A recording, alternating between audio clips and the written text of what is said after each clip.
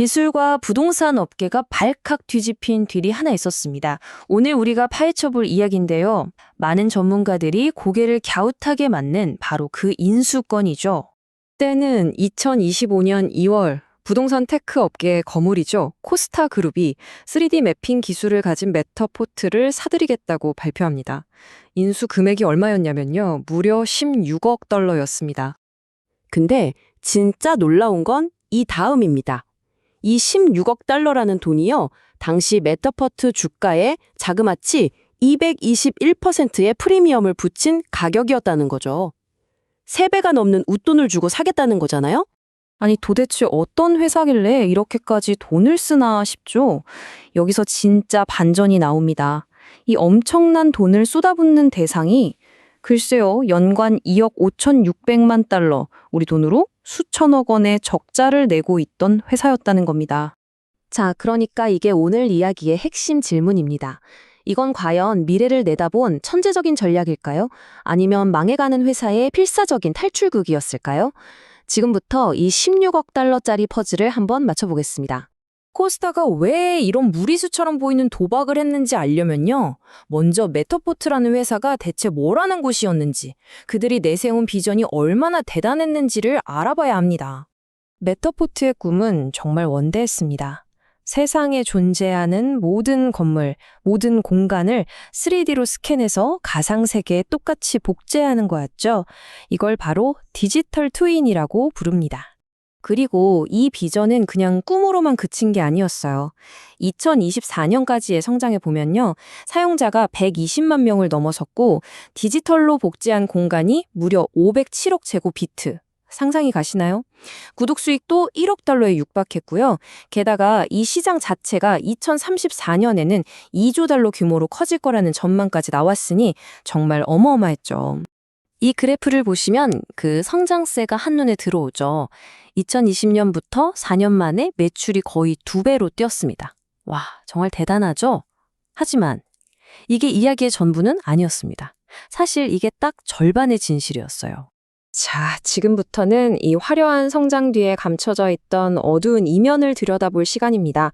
겉으로 보이는 것과는 전혀 다른 아주 심각한 문제들이 터져나오기 시작했거든요. 바로 이겁니다. 앞서 보신 것처럼 매출은 분명히 오르고 있었어요. 그런데 손실, 즉 적자 규모는요? 이건 뭐 거의 수직으로 치솟고 있었죠.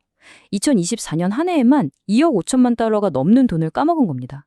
버는 것보다 쓰는 돈이 훨씬 많았던 거죠. 이러니 사업을 계속할 수 있겠냐는 의문이 나올 수밖에요. 엎친 데 덮친 격으로 2024년에는 온갖 악재가 한꺼번에 터집니다.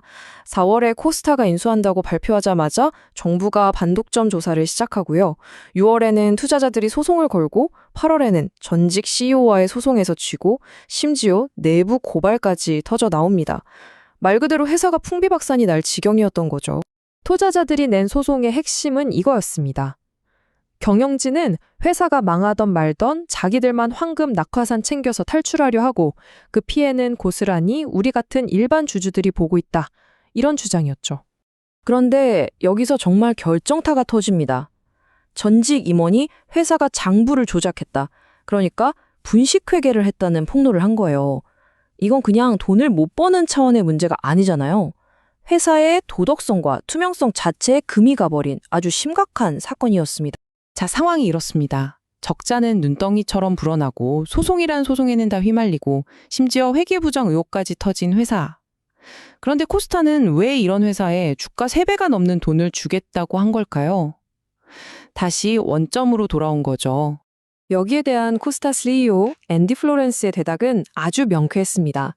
그는 이렇게 말했어요. 앞으로 사람들은 집이나 사무실을 직접 가보지 않고 모바일로 원격으로 고르게 될 겁니다.